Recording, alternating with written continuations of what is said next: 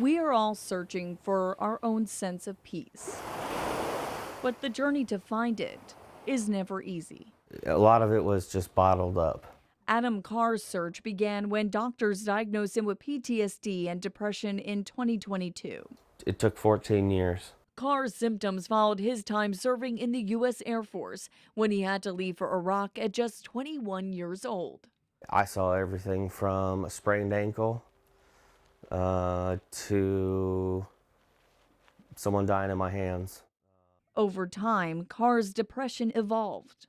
I've buried 6 people in the last 13 months due to suicide. One of them was my best friend.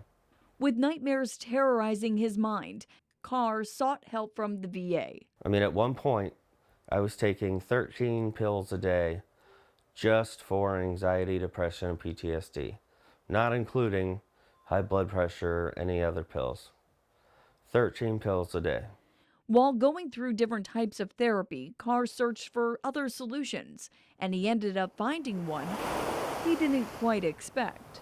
But I did try microdosing once, and it lasted about 30-45 minutes, maybe. Microdosing on a psychedelic found in mushrooms.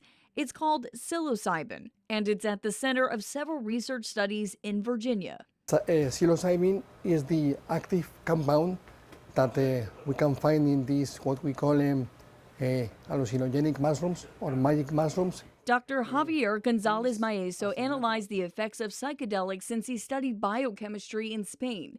His research led him to learn how a tiny amount of psilocybin can create a big shift in the brain's chemistry. It is said that with that very low dose, they saw benefits in creativity and happiness.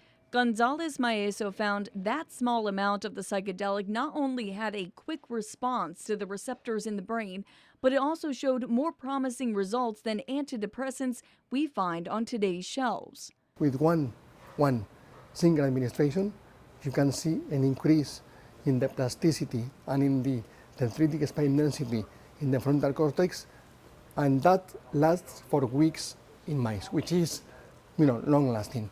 And yes, a certain amount of this type of psychedelic can create hallucinations, but that wasn't the case for Carr when he tried microdosing.